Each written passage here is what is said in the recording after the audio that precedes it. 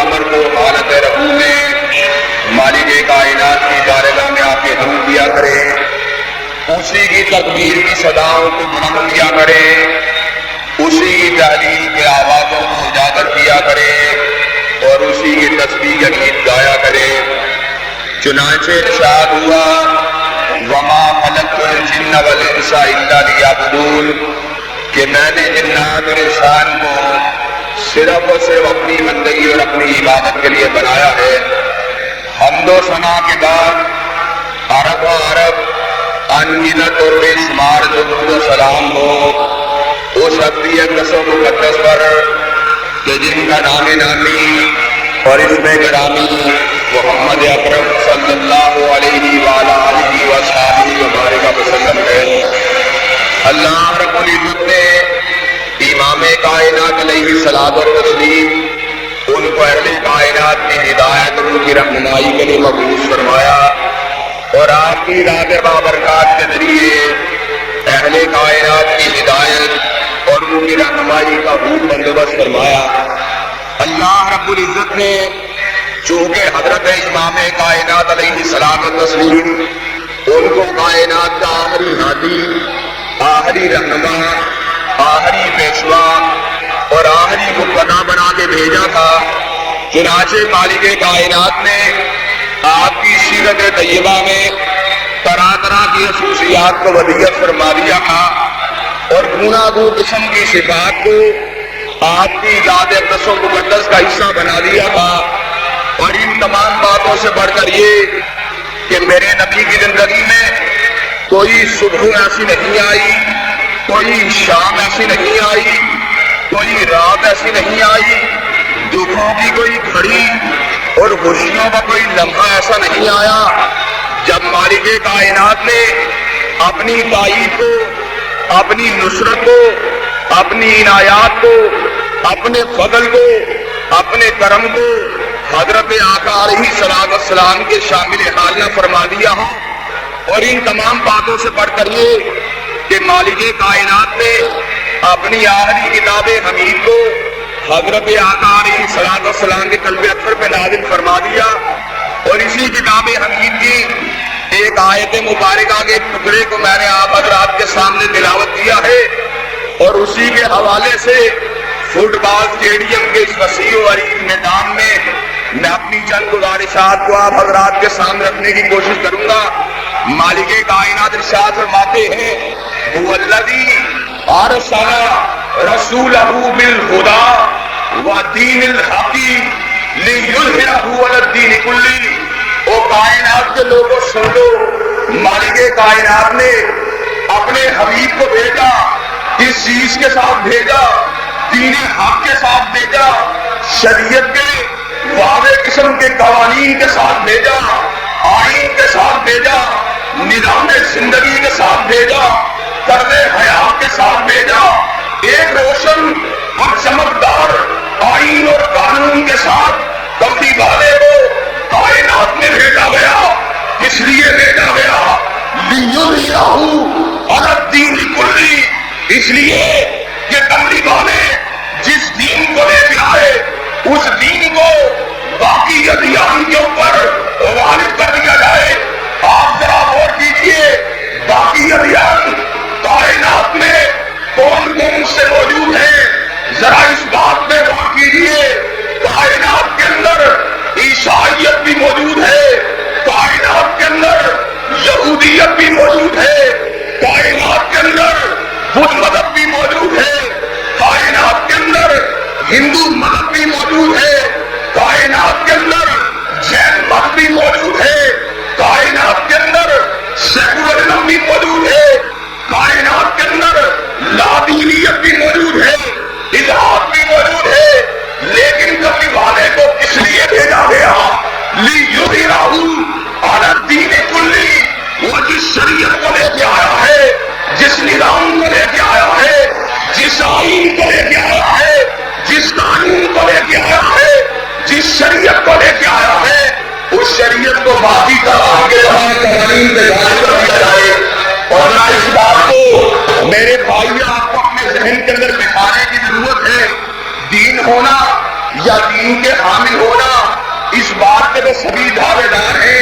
ہندو بھی اپنے دین کو سچا سمجھتے ہیں، عیسائی بھی اپنے دین کو سچا ماننے والے ہیں،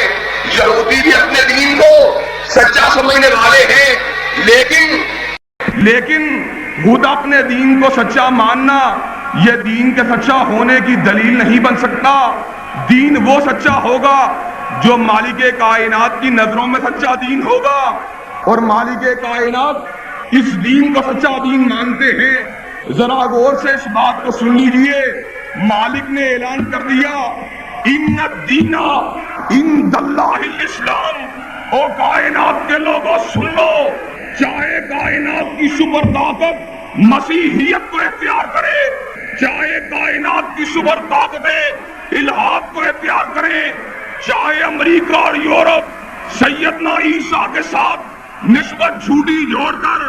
جو کہ دین عیسوی نہیں لیکن مسیحیت کے ڈنکے بجاتے رہے، چاہے 1 ارب کی تعداد میں ہندوستان کے اندر ہندو اپنے دین کو سچا کہتے رہے، ان الدین عند اللہ الاسلام، اللہ کے نزدیک صرف دین ہو جائے وہ صرف اسلام ہے۔ اسلام کے علاوہ مالک کائنات کی نظر کے اندر کوئی بھی سچا دین موجود نہیں، اور جو اسلام کے علاوہ کسی اور دین کو مانتا ہے، مالک کائنات کا اس کے بارے میں اعلان کیا ہے؟ مالک نے اعلان کر دیا وَمَن يَبْتَغِ غَيْرَ الْإِسْلَامِ دِينًا فَلَن يُقْبَلَ مِنْهُ وَهُوَ فِي الْآخِرَةِ مِنَ الْخَاسِرِينَ۔ اور جاؤ، اگر دین اسلام کے علاوہ کسی اور دین کو اختیار کرو گے، چاہے وہ مسیحیت ہو، چاہے وہ یہودیت ہو، چاہے وہ بدھ مذہب ہو، چاہے وہ ہندو مذہب ہو، دنیا کے اندر تم کو عروج مل سکتا ہے، دنیا کی حکومت مل سکتی ہے، دنیا میں اقتدار مل سکتا ہے، اس لیے کہ ان الارض للہ یورثها من یشاء من عبادہ واللہ کی دعا۔ کوئی اپنے آپ کو جعفری بتلانے والا، کوئی اپنے آپ کو حنبلی بتلانے والا، کوئی اپنے آپ کو ہندوستان کی بستیوں سے منسوب کرنے والا، سمجھنے کی بات یہ ہے اسلام کیا ہے۔ ذرا میری بات کو سمجھ لیجئے، دین اسلام بنیادی طور پر زمین کی پیداوار نہیں بلکہ یہ آسمان کی بلندیوں سے آیا ہے۔ جسم کی جتنی ضروریات ہیں ان کو جب بھی پورا کیا گیا، زمین کے ذریعے پورا کیا گیا۔ هو الذی خلقکم ما فی الارض جمیعا، اس نے تمہارے کھانے کو زمین میں پیدا کیا، اس نے تمہارے لباس کو زمین میں پیدا کیا، اس نے تمہاری خوراک کو زمین میں پیدا کیا، اس نے تمہاری رفیق حیات کو زمین میں پیدا کیا۔ لیکن جب بات آئی روح کی اصلاح کی بات ہوئی، جب بھی بات ہوئی شریعت اللہ کی بات ہوئی، جب بھی بات ہوئی ہدایت کے مقدس صحیفوں کی بات ہوئی، جب بھی بات ہوئی صراط مستقیم کی بات ہوئی، ایسے عالم میں مالک کائنات نے اس امر کا اعلان کر دیا، وہ سن لو، دین و شریعت وہ قابل قبول ہوگا جو آسمان کی بلندیوں سے آئے گا۔ وحی الہی کے علاوہ کوئی صحیفہ ایسا نہیں، کوئی کتاب ایسی نہیں، کوئی دستور اور منشور ایسا نہیں جو انسانوں کو صحیح معنوں میں صراط مستقیم کے اوپر گامزن کر سکے۔ آج میں آپ حضرات کے سامنے اس بات کو رکھنا چاہتا ہوں، مالک کائنات نے جب بھی کبھی روح کی اصلاح کی باری آئی، مالک نے اعلان کر دیا وَمَا أَرْسَلْنَا مِن رَسُولٍ إِلَّا بِلِسَانِ قَوْمِهِ۔ اور سن لو، کائنات کے اندر ہر زبان بولنے والا میں نے ایک رسول ضرور بھیجا، ایک نبی ضرور بھیجا، اور اس بات کو اچھی طرح سن لیجئے، رسول کس لیے آتے رہے؟ وَمَا أَرْسَلْنَا مِن رَسُولٍ إِلَّا لِيُطَاعَ بِإِذْنِ اللَّهِ۔ رسول اس لیے آتے رہے ان کے نقش قدم پہ چلا جائے، ان کی زندگیوں کو اپنایا جائے، ان کے نظام حیات کو اپنایا جائے، ان کے حلیے کو اپنایا جائے، ان کی چال کو اپنایا جائے، ان کی ڈھال کو اپنایا جائے، ان کی عبادات کو اپنایا جائے، ان کی طرز زندگی کو اپنایا جائے، ان کی معیشت کو اپنایا جائے، ان کی معاشرت کو اپنایا جائے۔ اور رسولوں کا اس کے بھیجنے کے علاوہ کہ ان کے نقش قدم کے اوپر چلا جائے کوئی دوسرا مقصد موجود نہ تھا۔ اور آپ کے علم میں یہ بات موجود ہے کہ حضرت حبیب علیہ السلام تاج ختم نبوت پہن کے آئے، لیکن آپ سے پہلے بھی کائنات کے اندر 1,24,000 انبیاء آئے، لیکن جتنے بھی نبی آئے کائنات کے اندر دعوت توحید کو لے کے آئے، عالم حق کو لے کے آئے، ہدایت کے ضابطوں کو لے کے آئے، لیکن ان رسولوں کا ہمارے حبیب سے فرق کیا تھا؟ ذرا اس بات کو بھی سمجھ لیجئے، سارے رسولوں کی دعوت ایک تھی، اور وہ دعوت بنیادی طور پہ کیا تھی؟ وما ارسلنا من قبلک من رسول الا نوحی الیہ انہ لا الہ الا انا فاعبدون۔ جتنے بھی انبیاء آئے سب نے ایک ہی دعوت دی تھی، اور وہ دعوت کیا تھی؟ نہ شجر کے آستانے پہ جھکا کرو، نہ حجر کے آستانے پہ جھکا کرو، نہ ستارے کے سامنے جھکا کرو، نہ سورج کے سامنے جھکا کرو، نہ پیر کے سامنے جھکا کرو، نہ ولی کے سامنے جھکا کرو، نہ قبر کے سامنے جھکا کرو، نہ مزار کے سامنے جھکا کرو، نہ تربت کے سامنے جھکا کرو، نہ ڈھیری کے سامنے جھکا کرو، اور کٹنا گوارا کر لینا، مگر اپنی جبین ریاض کو غیر اللہ کے آستانے پہ جھکانا گوارا نہیں کرنا۔ جتنے بھی انبیاء آئے اسی دعوت کو لے کے آئے، لیکن ان انبیاء کا میرے نبی سے فرق کیا تھا؟ جتنے بھی انبیاء آئے وہ کسی نہ کسی مخصوص وقت کے لیے آئے، کسی نہ کسی مخصوص علاقے کے لیے آئے۔ چنانچہ ارشاد ہوا وَلَقَدْ أَرْسَلْنَا نُوحًا إِلَىٰ قَوْمِهِ، ہم نے جناب نوح کو بھیجا، اپنی قوم کا رہنما بنا کے بھیجا۔ وَإِلَىٰ عَادٍ أَخَاهُمْ هُودًا، ہم نے جناب ہود کو بھیجا، قوم عاد کا رہنما بنا کے بھیجا۔ وَإِلَىٰ ثَمُودَ أَخَاهُمْ صَالِحًا، ہم نے جناب صالح کو بھیجا، قوم سمود کا رہنما بنا کے بھیجا۔ وَإِلَىٰ مَدْيَنَ أَخَاهُمْ شُعَيْبًا، ہم نے جناب شعیب کو بھیجا، قوم مدین کا بڑا بنا کے بھیجا۔ جناب زکریا آئے، جناب یحییٰ آئے، جناب عیسیٰ آئے، جناب موسیٰ آئے، رسولاً الی بنی اسرائیل بن کے آئے، بنی اسرائیل کے بڑے بن کے آئے۔ لیکن جب میرے نبی کی باری آئی، مالک نے اعلان کر دیا قل یا ایھا الناس انی رسول اللہ الیکم جمیعا، او کائنات کے لوگوں سن لو، آج وہ آیا ہے جو سرزمین مکہ کا بڑا بن کے نہیں آیا، آج وہ آیا ہے جو سرزمین حجاز کا بڑا بن کے نہیں آیا، آج وہ آیا ہے جو جزیرۃ العرب کا بڑا بن کے نہیں آیا، آج وہ آیا ہے جو بر اعظم ایشیا کا بڑا بن کے نہیں آیا، آج وہ آیا ہے جو سارے زمانوں کا بڑا بن کے آیا ہے اور سارے مکانوں کا بڑا بن کے آیا ہے۔ میرے نبی علیہ السلام کا باقی انبیاء سے دعوت کے معاملے میں اختلاف نہیں، لیکن جتنے بھی انبیاء آئے اپنے اپنے علاقے کے بڑے بن کے آئے، لیکن میرے نبی کو یہ اعزاز حاصل ہوا، مالک کائنات نے سارے زمانوں کا بڑا بنا دیا، سارے مکانوں کا بڑا بنا دیا۔ بات میں آپ حضرات کے سامنے دین اسلام کے حوالے سے کرنا جا رہا کہ دین اسلام کیا ہے۔ اللہ احکم الحاکمین کی طرف سے نازل ہونے والے فرمودات کا نام ہے، اللہ احکم الحاکمین کی طرف سے نازل ہونے والی وحی کا نام ہے، مالک کائنات کی طرف سے نازل ہونے والے الہام کا نام ہے، مالک کائنات کی طرف سے نازل ہونے والی ساری کی ساری شریعت کا نام ہے۔ اور ذرا غور سے سن لیجئے، شریعت کے ماخذ جو ہیں، شریعت جہاں سے حاصل ہوتی ہے اس کے مرکز وہ ہیں، جہاں سے شریعت کی رہنمائی کو حاصل کیا جاتا ہے وہ جگہ دو ہے۔ پہلی جگہ کون سی جگہ ہے؟ پہلی جگہ وہ جس کے بارے میں خود مالک کائنات نے اعلان کر دیا اِنَّا نَحْنُ نَزَّلْنَا الذِّکْرَ وَإِنَّا لَهُ لَحَافِظُونَ، اور سن لو ہم نے کلام اللہ کو نازل کیا اور ہم ہی اس کی حفاظت کرنے والے ہیں۔ اور ذرا غور کرنا، آج سے پہلے بھی مالک نے مختلف کتابوں کو اتارا تھا، توریت کو بھی اللہ نے نازل کیا، انجیل کو بھی اللہ نے نازل کیا اور ان کتابوں کے اندر ہدایت بھی موجود تھی، ان کتابوں کے اندر نورانیت بھی موجود تھی۔ خود مالک کائنات نے اعلان کر دیا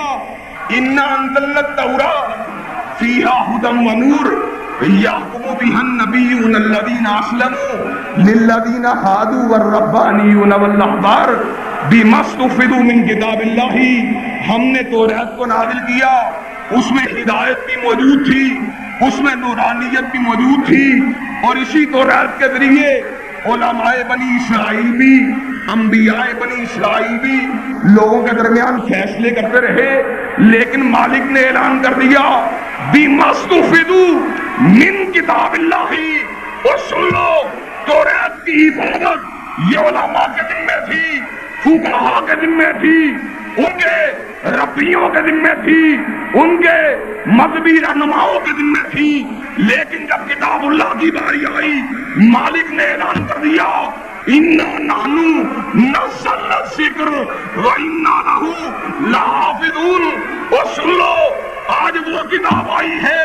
جس کی حفاظت مفتی کا ذمہ نہیں، جس کی حفاظت محدث کا ذمہ نہیں، جس کی حفاظت مجدد کا ذمہ نہیں، جس کی حفاظت کسی ولی کا ذمہ نہیں، جس کی حفاظت کسی پیر کا ذمہ نہیں، بلکہ اس کی حفاظت اس کے ذمہ ہے جس نے اس کو آسمان کی بلندیوں سے نازل فرما دیا ہے۔ اللہ اس کی حفاظت کے لیے کیا طریقہ اختیار کیا جائے گا؟ سابقہ کتابیں چمڑے کی چھالوں پہ لکھی جاتی رہی، سابقہ کتابیں لکڑی کی چھالوں کے اوپر لکھی جاتی رہی، سابقہ کتابیں کاغذ کے اوپر قلم بند ہوتی رہی۔ اللہ اس کو کیسے محفوظ کیا جائے گا؟ اعلان کر دیا بل ہوا آیات بینات فی صدور الذین اوتوا العلم۔ اور سن لو کائنات کے لوگوں، اس کی حفاظت کے لیے ہم نے اگر منتخب کر لیا ہے تو دھڑکتے ہوئے دلوں کو منتخب کر لیا ہے، حفاظ قرآن کے سینوں کو منتخب کر لیا ہے۔ آج ذرا غور کیجیے، انجیل، تورات، ان کا روح زمین کے اوپر ایک بھی حافظ موجود نہیں، لیکن کلام اللہ کے حافظ ہزاروں کی تعداد میں نہیں، لاکھوں کی تعداد میں موجود ہیں۔ اور ادھر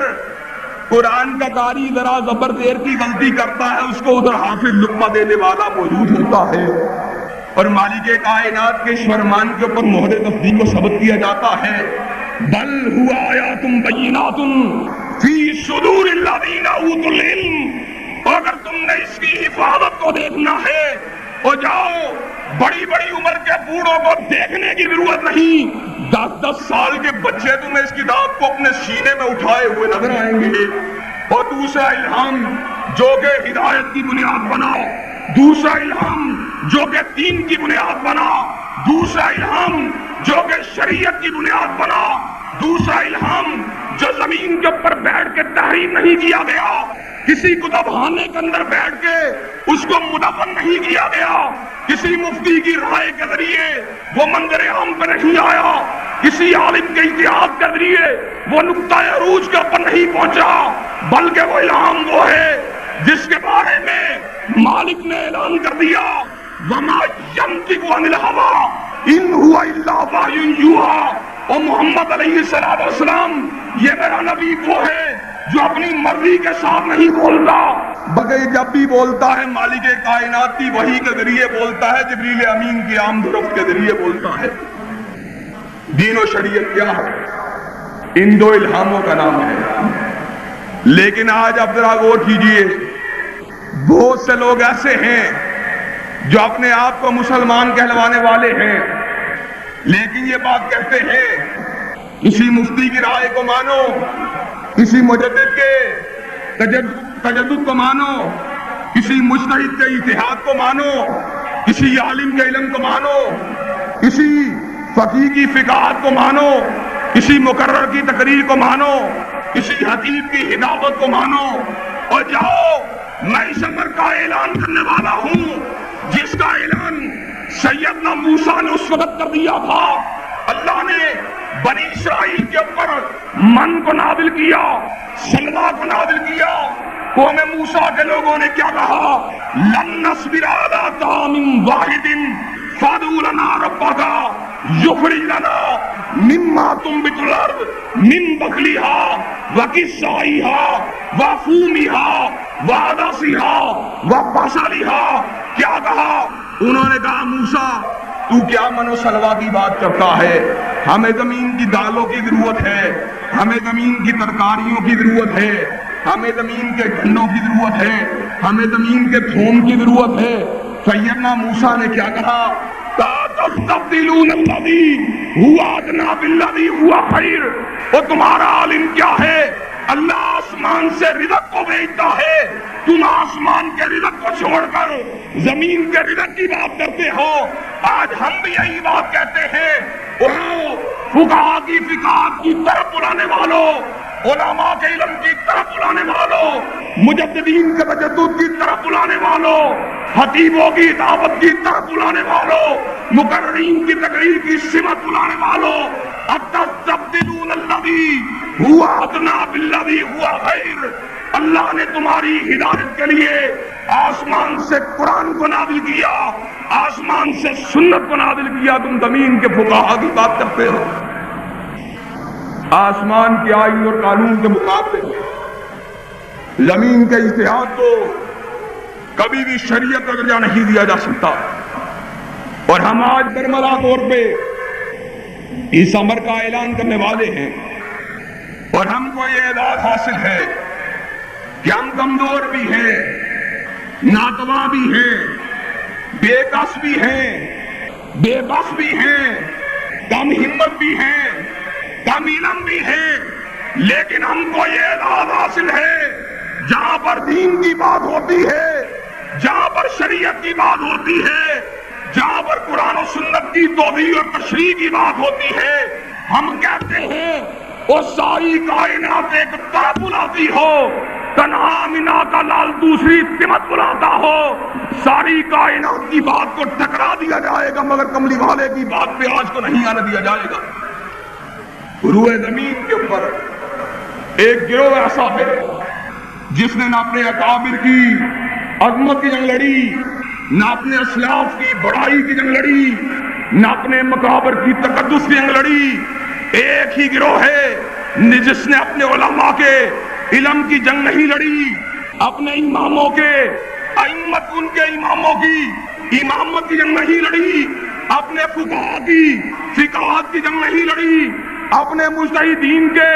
اجتہاد کی جنگ نہیں لڑی، بلکہ ہم نے اس امر کا اعلان کر دیا ہے۔ اور سن لو، ساری کائنات کے فقہا ایک طرف ہو، ساری کائنات کے علماء ایک طرف ہو، ساری کائنات کے مجدد ایک طرف ہو، اور تنہا بدر منیر دوسری طرف ہو، ساری کائنات کی بات کو ٹھکرا دیا جائے گا مگر کملی والے کی بات میں پراج کو نہیں آنے دیا جائے گا۔ اور آپ لوگ اس بات کو اچھی طرح جانتے ہیں کہ یہاں ہم تنہا اس میدان کے اندر ہزاروں کی تعداد میں موجود ہیں، لیکن آپ کے علم میں یہ بات ہونی چاہیے کہ اس میدان تک پہنچنے سے پہلے ہم نے بڑی تکلیفوں کو برداشت کیا ہے۔ اس میدان سے پہنچنے سے پہلے ہمارے مسلک کے اکابرین نے، ہمارے مکتب فکر کے رہنماؤں نے بے شمار قربانیاں دی ہیں۔ آپ کے علم میں یہ بات موجود ہونی چاہیے، ہم وہ لوگ ہیں اللہ کے فضل و رحمت سے جن کے اکابر نے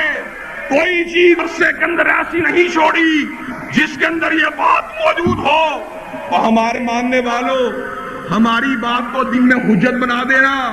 ہمارے ماننے والے بڑے بڑے اولیاء بھی گزرے، بڑے بڑے فقہا بھی گزرے، بڑے بڑے محدث بھی گزرے، بڑے بڑے مجدد بھی گزرے، لیکن ساروں نے ہم کو اسی بات کی وصیت کی تھی، ہمارے ماننے والوں، ہمارے بیٹوں، ہمارے وارثوں، ہماری بات کو ٹھکرانا گوارا کر لینا مگر کملی والے کی حدیث کے اوپر آج کو نہیں آنے دینا۔ اور شعر کی کیا حوالہ، اس شعر کی کیا بات کی جائے کہ جس نے حافظ محمد جیسے شیخ الحدیث کو دیکھا ہے جو 70 برس تک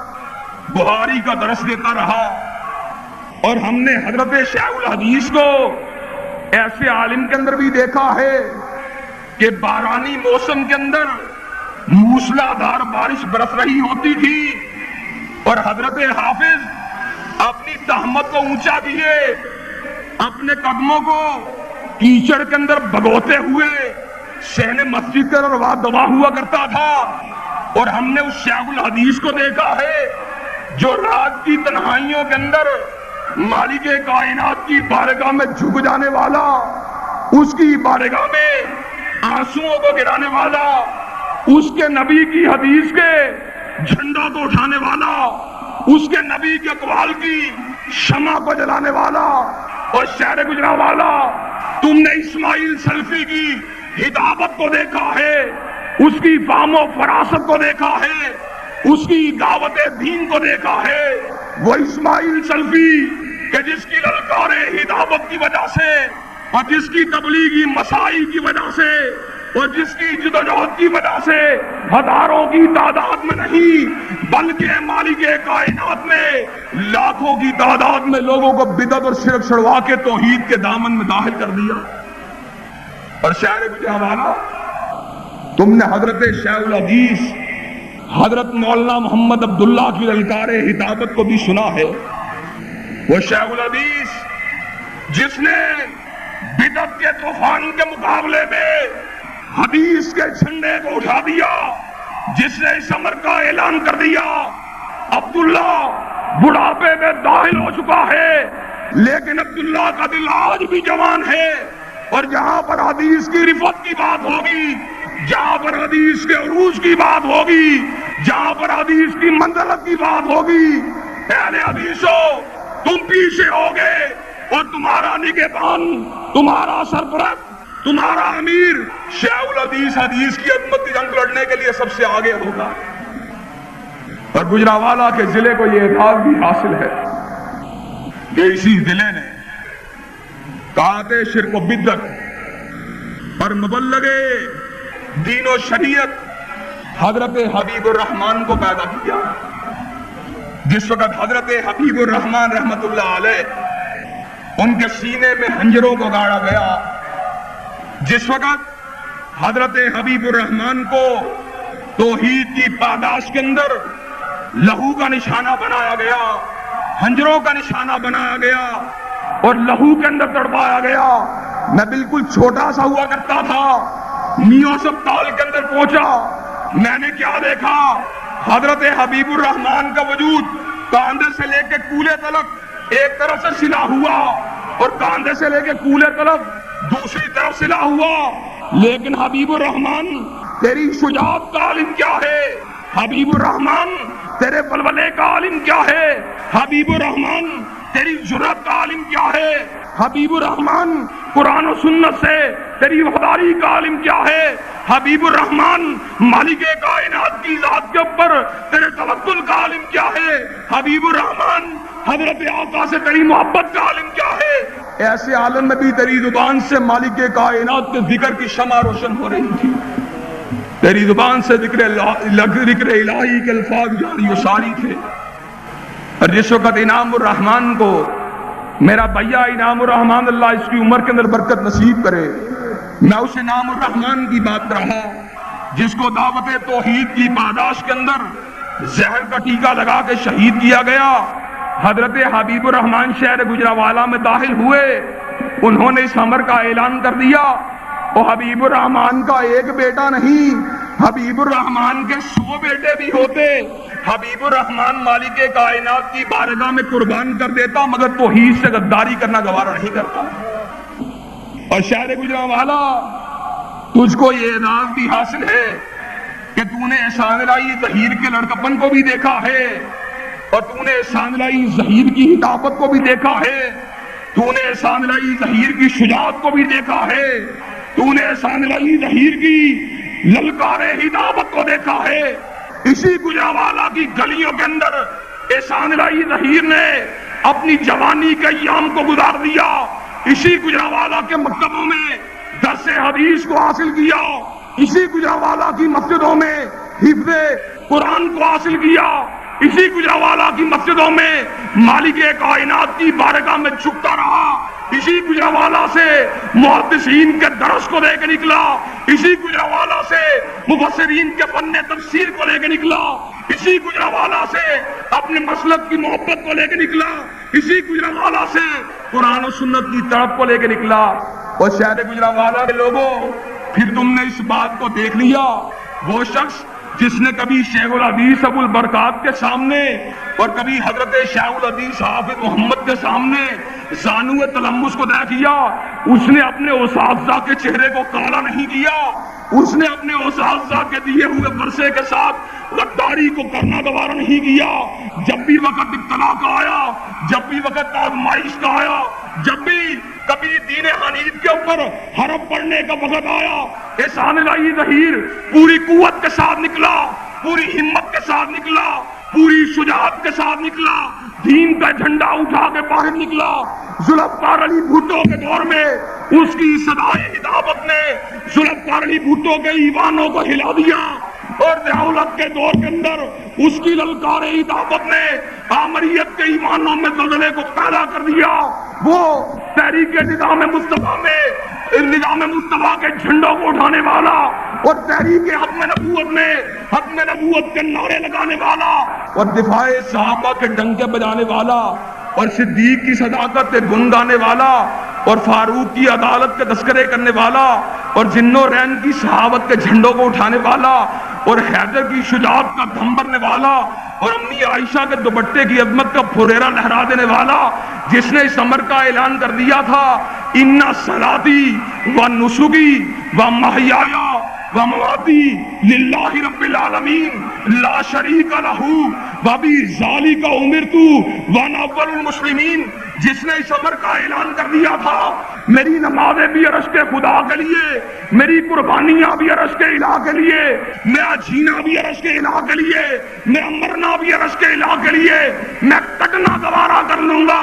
مگر مالک کائنات کی توحید سے غداری نہیں کروں گا۔ پھر آپ نے دیکھا کہ اس نے اپنے اکابرین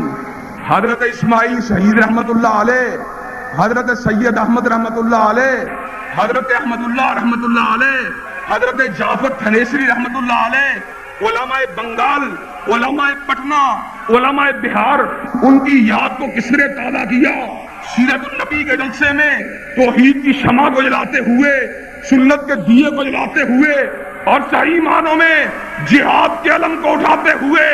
آج میں اعلان کر دینا چاہتا ہوں، جہاد بہت قسم کے جہاد ہیں، ہم کشمیر کے جہاد کا انکار نہیں کرتے، ہم کسی بھی موقع پہ کفار کے مقابلہ کرنے والے جہاد کا انکار نہیں کرتے، لیکن ہم اس بات کا اعلان کرتے ہیں اس مجاہد کے جہاد کو دیکھو جس نے ہر سلطان جابر کے سامنے کلمہ حق کو بلند کر کے اس بات کو واضح کر دیا جو کملی والے نے کہی تھی، افضل الجہاد کلمۃ حق عند الامام الجائر۔ جہاد تو بہت سے ہیں لیکن کوئی جہاد بھی سلطان جابر کے سامنے کلمہ حق کہنے والے جہاد کا مقابلہ تو نہیں کر سکتا۔ آج اللہ کے فضل و رحمت سے آج اللہ کے فضل و رحمت سے ہم انہی اکابرین کے ماننے والے ہیں۔ میں اور آپ سارے کے سارے لوگ اسماعیل سلفی کے روحانی بیٹے ہیں، ہم سارے کے سارے بے عملی یا کمزوریوں کے باوجود حافظ محمد کے ماننے والے ہیں، ہم سارے کے سارے اپنی کمزوریوں کے باوجود حبیب الرحمان کے وارث ہیں، ہم سارے کے سارے لوگ اپنی کوتاہیوں کے باوجود احسان الہی ظہیر کی ہدایت اور اس کی شجاعت کے ترجمان ہیں۔ آج میں آپ حضرات کے سامنے اس بات کو آگے رکھ دینا چاہتا ہوں کہ آج بھی اہل حدیثوں ملک کے اندر دوبارہ تمہاری للکار کے ابھرنے کی ضرورت ہے۔ آج بھی ملک تمہاری للکار کا منتظر ہے، تمہاری للکار کا منتظر ہے، تمہاری صدا کا منتظر ہے، تمہارے میدان عمل میں آنے کا منتظر ہے۔ میں یہ بات کہہ دینا چاہتا ہوں، آج کے ذرا دور پہ غور کرو، آج کا دور ذرا کس طرح کا دور ہے۔ آج ملک میں ایسی حکومت قائم ہے کہ جنرل پرویز مشرف کبھی داڑھی کا مذاق اڑاتا ہے، کبھی پرداری کا مذاق اڑاتا ہے، کہتا ہے داڑھی کو رکھنے کی ضرورت نہیں، کہتا ہے پردے کو کرنے کی ضرورت نہیں۔ مجھ کو یہ بات بتلائیے، پردے داڑھی کا حکم کسی صدر نے نافذ کیا، کسی سربراہ مملکت نے نافذ کیا؟ اور اللہ نے خود اعلان کر دیا، یا ایھا النبی قل لازواجک وبناتک ونساء المؤمنین یدنین علیہن من جلابیبہن۔ اے نبی، اپنی بیویوں کو کہہ دو، اپنی بیٹیوں کو کہہ دو، مسلمان عورتوں کو کہہ دو، جب بھی گھروں سے باہر نکلا کرے جلباب کو اوڑھ کے باہر نکلا کرے۔ ابن عباس نے کہا جلباب کا معنی کیا ہے؟ کہا جلباب کا معنی یہ ہے کہ ایسا لباس جس نے سر کے بالوں سے قدموں تلک ہر چیز کو ڈھانپا ہوا ہو، اگر کوئی چیز نظر آتی ہو، صرف ایک آنکھ نظر آتی ہو۔ ہم یہ بات کہتے ہیں جنرل مشرف ہم داڑھیوں کو رکھیں گے، اپنی عورتوں کو پردہ کروائیں گے، اس لیے کہ ہم نے کلمہ اگر پڑھا ہے مدینے والے کا پڑھا ہے، اور جس نے مدینے والے کا کلمہ پڑھا ہو سلطان جابر کا آرڈیننس اس کے بوٹ کی نوک پہ ہوتا ہے، وہ کملی والے کے ساتھ غداری کرنا گوارا نہیں کر سکتا۔ اور آج لوگ یہ بات کہتے ہیں کہ اس کے علاوہ کون صدائے حق کو بلند کرے گا؟ بڑا جابر ہے، بڑا طاقتور ہے، اور ہم نے کہا ہم کمزور ضرور ہیں لیکن اس نقطہ نظر کے حامل ہیں ان القوت للہ جمیعا۔ اور سن لے، تو اپنی موت کا مالک نہیں، اپنی حیات کا مالک نہیں، اپنے رزق کا مالک نہیں، اپنی زندگی کا مالک نہیں، اپنے اقتدار کا مالک نہیں، اپنی عزت کا مالک نہیں، اپنی ذلت کا مالک نہیں، اور ساری کی ساری طاقتیں تو مالک کائنات کے قبضہ و اختیار میں ہیں۔ تو کس بات کی مولی ہے؟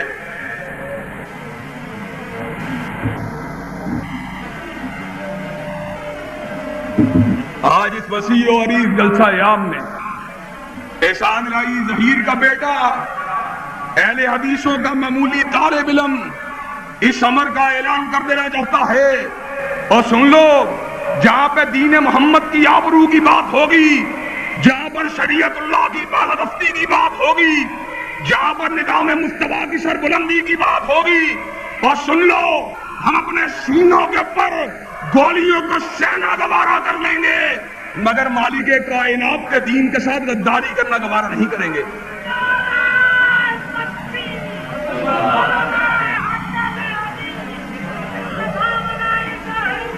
آپ اس بات کو سمجھ لیجئے،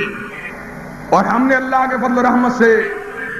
شہر گجرانوالہ کا انتخاب اس جلسہ عام کے لیے اس لیے کیا کہ ہمیں شہر گجرانوالہ کے اوپر فخر ہے کہ اس شہر کے اندر احمد ابن حنبل کے بیٹے ہزاروں کی تعداد میں نہیں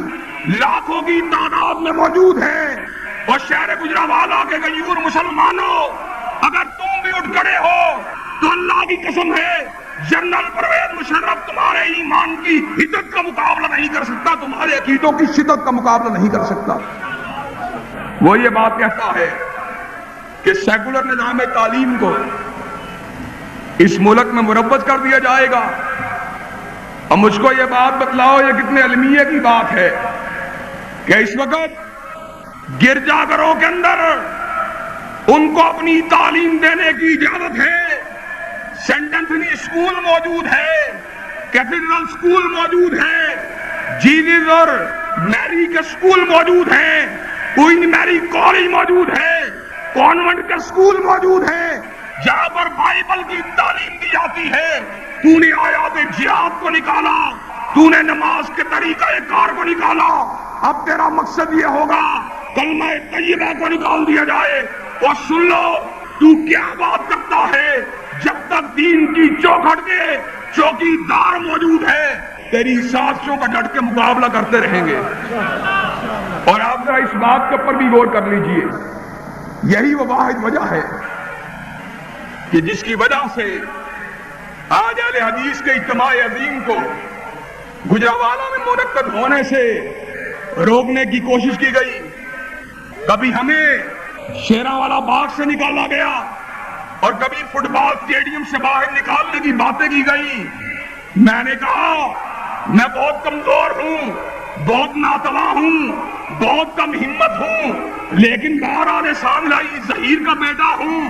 احسان الہی ظہیر نے اس امر کا اعلان کر دیا تھا, شہر ملتان میں موجود تھا. ڈپٹی کمشنر نے کہا اور سن لو قلعہ قاسم میں جلسہ نہیں ہوگا. احسان الہی ظہیر نے کہا عام ہاس باغ میں ہوگا. اس نے کہا عام ہاس میں بھی نہیں ہوگا. بابا شہید نے اعلان کر دیا اگر عام ہاس باغ میں نہیں ہوگا ڈپٹی کمشنر ہاؤس کے باہر جلسہ ہوگا. ہم نے بھی سمر کا اعلان کر دیا, شیراوالا میں جلسہ نہیں ہوگا, فٹ بال اسٹیڈیم میں جلسہ ہوگا. اگر فٹ بال اسٹیڈیم کے اندر ہم کو جلسہ کرنے کی اجازت نہ دی گئی تو ہم ضلع ناظم ہاؤس کے باہر جلسہ کریں گے. چنانچہ اس کے بعد اللہ کے فضل و رحمت سے اہل حدیث کی طاقت کے سامنے ان کو گھٹنے ٹیکنے پڑے. انہوں نے ہمیں اس اجتماع کے انعقاد کی اجازت دی, لیکن اہل حدیثوں ضرورت اس امر کی ہے کہ تنہا یہ اجتماع ہمارے مستقبل کے تحفظ کا ضامن نہیں بن سکتے. یہ ہزاروں لاکھوں کے اجتماع مستقبل کے اندر ہمارے نسب العین کی حفاظت کی ضمانت نہیں دے سکتے. یہ بڑے بڑے اجتماع تنہا ہمارے مقصد کی تکمیل کا باعث نہیں بن سکتے, بلکہ جس طرح اس ملک کے اندر حنفی دوستوں کی آواز موجود ہے, جس طرح اس ملک کے اندر جماعت اسلامی کی آواز موجود ہے, اہل حدیثوں تمہیں بھی اپنی آواز کو ایوان بالا کے اندر پہنچانا پڑے گا. تمہیں بھی اپنی آوازوں کو بلند بالا اداروں کے اندر پہنچانا پڑے گا. مجھ کو یہ بات بتلاؤ, اسی شہر کے اندر تمہارے بورڈ کی طاقت سے کبھی مسلم لیگ کے لوگ ایوان میں پہنچے, کبھی پیپلز پارٹی کے لوگ ایوان میں پہنچے, کبھی جے یو آئی کے لوگ ایوان میں پہنچے. اب ہم اس بات کا اعلان کرنا چاہتے ہیں, شریعت محمدی کے جھنڈے کو اٹھانے کے لیے, نظام مصطفیٰ کے ڈھنگوں کو بجانے کے لیے, شریعت اللہ کے علم کو لہرانے کے لیے آئندہ کے بعد اہل حدیث کا ووٹ نہ پیپلز پارٹی کے لیے استعمال ہوگا, نہ مسلم لیگ کے لیے استعمال ہوگا, نہ جماعت اسلامی کے لیے استعمال ہوگا, بلکہ اہل حدیث کا ووٹ اگر استعمال ہوگا اہل حدیث کے نسب العین کے لیے استعمال ہوگا. کیا آپ لوگ اس بات کے اوپر ساتھ دینے کے لیے تیار ہیں؟ اگر شہر گجرانوالہ سے اہل حدیث کے امیدوار نظام مصطفیٰ کے جھنڈوں کو اٹھائے ہوئے میدان میں آیا, ان کا ساتھ دینے کے لیے تیار ہیں, تو پھر اس بات کو سن لیجیے, وہ دن دور نہیں جب اللہ کے فضل و رحمت سے اسلامی انقلاب کی طرف کو سینوں میں لیے اور نظام مصطفیٰ کے علم کو اپنے ہاتھ میں لیے اور قرآن مجید کے حفظ کو اپنے سینوں میں لیے اور سنت رسول ہاشمی کے اوپر اپنے عمل کو لیے, ہم ایوان بالا میں داخل ہوں گے اس نظریے کے ساتھ, اسی نظریے کے ساتھ جس کے لیے کبھی احسان الہی ظہیر کو قلعہ لکشمن سنگھ میں لہو میں نہ لایا گیا, اسی نسب العین کے ساتھ جس کی وجہ سے کبھی ابن زبیر کو پھانسی کے پھندے پر لٹکایا گیا, اسی نسب العین کے ساتھ جس کی وجہ سے کبھی مالک ابن انس کو کوڑوں کا نشانہ بنایا گیا, اسی مشن کے ساتھ جس کی وجہ سے کبھی احمد ابن حنبل کو قید تنہائی کا اسیر بنایا گیا, اسی مشن کے ساتھ جس کی وجہ سے کبھی احمد اللہ کو کالے پانی کی سزائیں دی گئی, اور اسی مشن کے ساتھ جس کی وجہ سے کبھی جعفر کو جلاوطنی کی قید کے اندر پھنسایا گیا, اور اسی مشن کے ساتھ جس کی وجہ سے کبھی یحییٰ علی کی داڑھی کو اس کے چہرے سے اتارا گیا. اسی مشن کو آگے بڑھانے کے لیے آج اہل حدیث کی سب بندی کی ضرورت ہے, اور آج میں یہ سمجھتا ہوں کہ جمعیت اہل حدیث پاکستان کے اس کارواں کو مالک کائنات کی تائید حاصل ہے, اس کی رحمت اس کی فضل اس کارواں کے اوپر موجود ہے. اس کی وجہ یہ ہے کہ ہم نہ اسباب رکھنے والے, نہ وسائل رکھنے والے, نہ افرادی قوت رکھنے والے, لیکن ہم جس میدان میں داخل ہوئے, جس مقام پہ داخل ہوئے, توحید و سنت کے دیوانہ وار اللہ کے فضل و رحمت سے قرآن و سنت کے علم کو اٹھانے کے لیے میدان میں پہنچے ہیں. یہ مالک کائنات کی فضل ہے، یہ مالک کائنات کا فضل ہے، اس کی عنایت ہے، اس کی رحمت ہے. اور آج میں اس اجتماع عظیم کے ذریعے پنجاب کی حکومت کو بھی اور وفاقی حکومت کو بھی اس بات کا پیغام دے دینا چاہتا ہوں، ہم نے یہ وطن اگر حاصل کیا نہ کسی سرمایہ دار کے سرمایے سے حاصل کیا، نہ یہ وطن کسی جاگیردار کی جاگیر ہے، نہ کسی جرنیل کا مفتوحہ علاقہ ہے. یہ وطن ہم نے حاصل کیا اللہ کے فضل و رحمت سے، لا الہ الا اللہ کی بنیاد پہ حاصل کیا، محمد رسول اللہ کی بنیاد پہ حاصل کیا. اس وطن کے اندر کوئی دوسرا قانون مانا جا سکتا، اس وطن میں کوئی دوسرا آئین تسلیم کیا جا سکتا. اس جلسہ عام کے ذریعے، اس عظیم الشان جمعے کے اجتماع کے ذریعے ہم حکام بالا کو اس بات کا پیغام دے دینا چاہتے ہیں. آج وہ آئے ہیں جو کملی والے سے محبت کرنے والے، آج وہ آئے ہیں جو سنت پہ کٹ مرنے والے، آج وہ آئے ہیں جو حدیث کی چوکھٹ کے رکھوالے، آج وہ آئے ہیں جو اسلامی انقلاب کے لیے تڑپنے والے، آج وہ آئے ہیں جو شریعت اللہ کے لیے سسکنے والے، آج وہ آئے ہیں جو ختم نبوت کے ڈھنگے بجانے والے، آج وہ آئے ہیں جو نظام مصطفیٰ کا شعلہ برسانے والے، آج وہ آئے ہیں جو علم توحید کو اٹھانے والے، آج وہ آئے ہیں جو سنت کے علم کو لہرانے والے، آج وہ آئے ہیں جو سنت کے چراغ کو لہرانے والے، سنت کا چراغ جلانے والے، اور آج وہ آئے ہیں جو بدعت اور شرک کے سینے میں نوکے خنجر کی طرح کھب جانے والے، اور دنیا کی کوئی طاقت انشاءاللہ اس کارروائی کو نہیں روک سکتی. اس اجتماع عظیم کے ذریعے میں اپنے دوستوں کو، اپنے ساتھیوں کو، اپنے رفقا کو،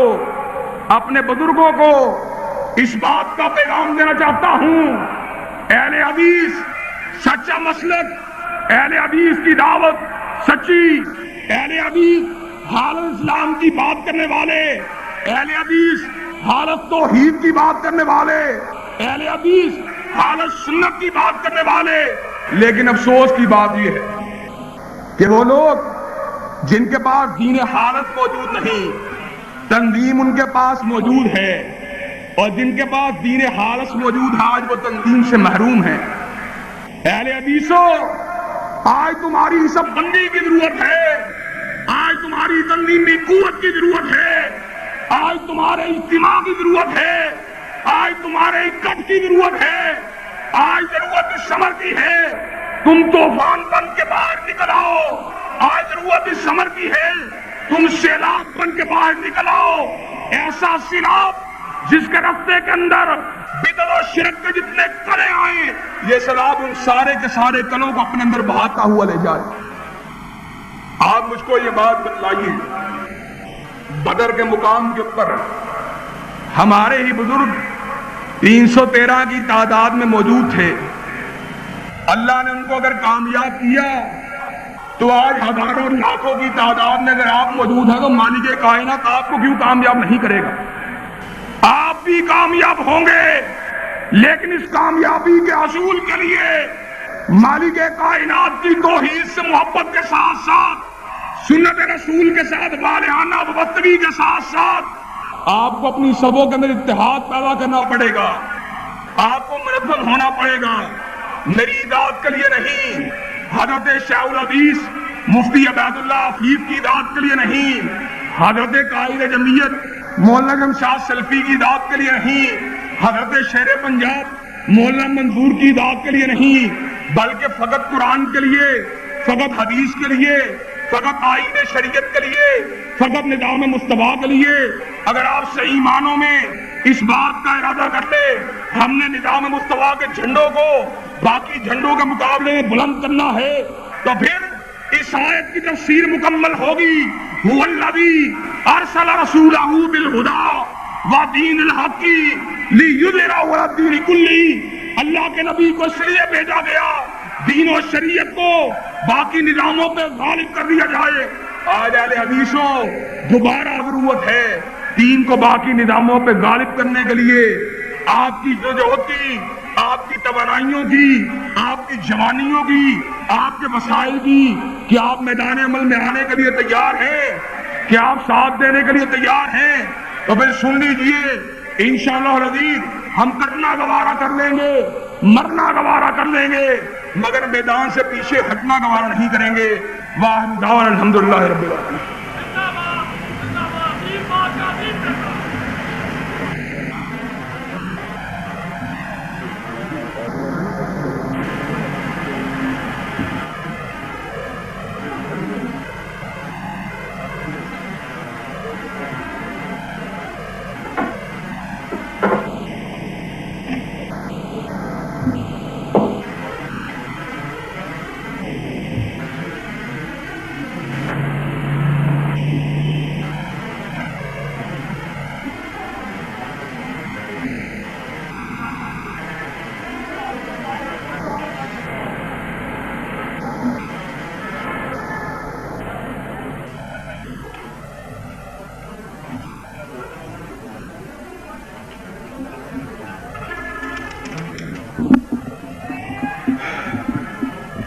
الحمدللہ نحمده ونستعینه ونستغفره ونؤمن به ونتوکل علیہ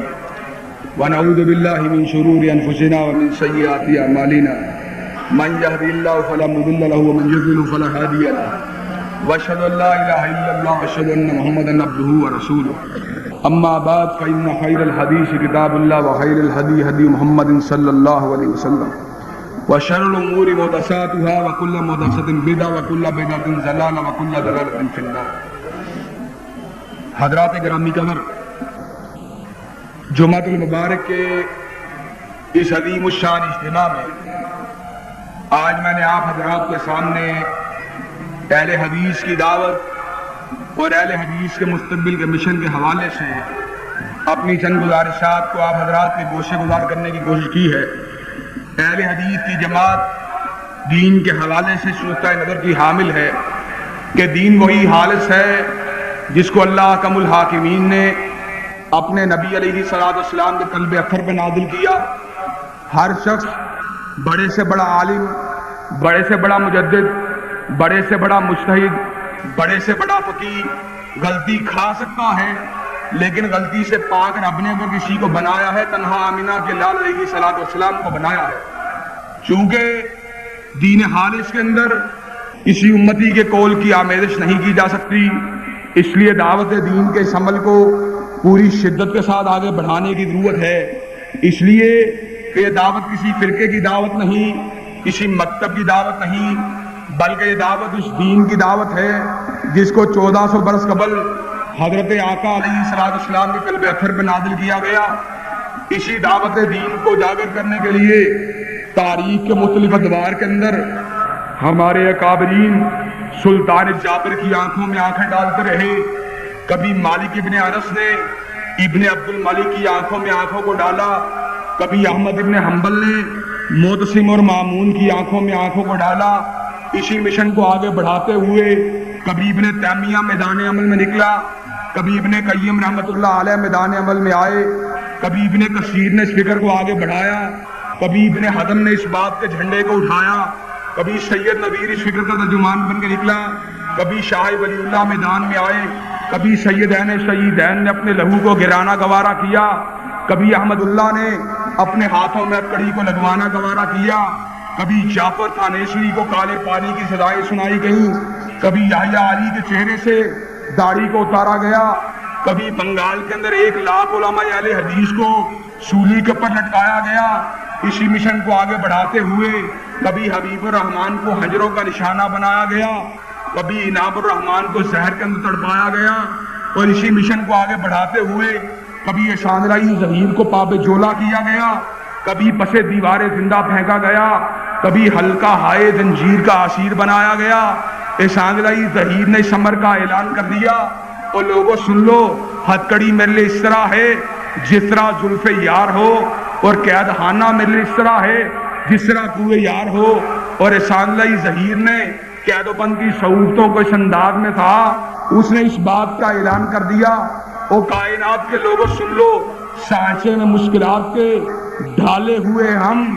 اور اس بات کا انہوں نے اعلان کر دیا،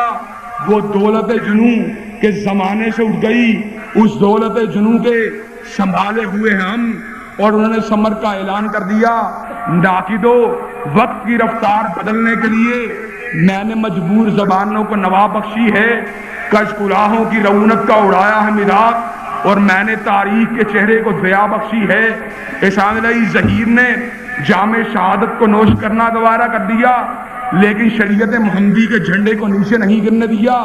آج ہم بھی انہی اکابرین کے ماننے والے ہیں، انہی شہیدوں کے ماننے والے ہیں، انہی ائمہ دین کے ماننے والے ہیں، انہی کی فکر کو ماننے والے ہیں، انہی کے مشن کو ماننے والے ہیں۔ ہم پہ یہ ذمہ داری عائد ہوتی ہے، احسان الہی ظہیر کی طرح میدان عمل میں آئیں، حبیب الرحمان کی طرح قربانیاں دینے کے لیے باہر نکلیں، احمد ابن حنبل کی طرح جیل خانوں کو روشن کرنے کا عزم دے کر میدان عمل میں آئیں۔ اگر ہم نے قربانیوں کی تاریخ دہرانے کا عزم کر دیا تو اللہ کے فضل و رحمت سے دنیا کی کوئی طاقت اہل حدیث کا مقابلہ نہیں کر سکتی۔ اور آج کے جمعے کے عظیم الشان اجتماع میں اس بات کا بھی اعلان کرنا چاہتا ہوں کہ ہم یہ بات سمجھتے ہیں، ہمارا استحصال کیا گیا، ہمیں ملک میں صحیح معنوں میں وہ حق حاصل نہیں ہوئے جس کا ہم استحقاق رکھتے تھے۔ آج ایوانوں کے اندر دیوبندی اور بریلوی اور شیعہ موجود ہیں، فرقہ واریت کی بات نہیں، ان کے اوپر کوئی تانا بنی کی بات نہیں، تانا تشنیع کی بات نہیں، اپنی بات کرتا ہوں۔ ہم لاکھوں کی تعداد میں ہونے کے باوجود سائل بنے ہوئے، گداگر بنے ہوئے، وہ لوگ جو ہمارے ووٹ استعمال کرنے والے، وہ چودھری بنے ہوئے، جاگیردار بنے ہوئے، نواب بنے ہوئے، آئندہ کے بعد اپنا حصہ حاصل کرنے کے لیے ہم خود میدان عمل میں آئیں گے۔ اور میں یہ بات سمجھتا ہوں، فتح و شکست کی بات نہیں، کامیابی ناکامی کی بات نہیں، ہم ناکامیوں کو سہنے کے لیے تیار ہیں، ہمیں کامیابی کی ضرورت نہیں، اس لیے کہ ٹیپو شہید بظاہر ناکام ہوا، سیدین بظاہر ناکام ہوئے، سراج الدولہ بظاہر ناکام ہوا، لیکن لاکھوں کامیابیاں ان کی ناکامیوں پہ قربان کر دی جائیں۔ لیکن یہ بات تو تاریخ نے لکھ لی، انہوں نے میدان میں آئے، ڈٹنا گوارا کیا، جھکے نہیں، بکے نہیں۔ آج میں یہ بھی بات کہنا چاہتا ہوں، ہم بھی میدان میں نکلیں گے، ڈٹ جائیں گے، نہ جھکیں گے نہ بکیں گے۔ اور اس بات کا ہر میں آپ حضرات کے سامنے پیغام دے دینا چاہتا ہوں، یہ باوی عشق کی باوی ہے، گر جیت گئے تو کیا کہنا، ہارے بھی تو باوی مات نہیں، اس لیے کہ دنیا کی ہار کی کوئی بات نہیں، جو دنیا میں دین حق کے لیے ہارا وہ بھی کامیاب، جو دنیا میں دین حق کے لیے جیتا وہ بھی کامیاب۔ آئندہ کے بعد دنیا کی کوئی طاقت اہل حدیث کا استحصال نہیں کر سکتی۔ اس مشن کو آگے بڑھانے کے لیے مجھے آپ کو فقہ کی ضرورت ہے، جوانوں کی جوانیوں کی ضرورت ہے، ماؤں کی دعاؤں کی ضرورت ہے، اور بوڑھے اور راتوں کو عبادت کرنے والے لوگوں کی نیک تمناؤں کی ضرورت ہے۔ اللہ اکرم الحاکمین کتاب و سنت کے جھنڈوں کو باقی جھنڈوں کے مقابلے میں غالب فرمائے۔ سبحان ربک رب العزت عما یصفون۔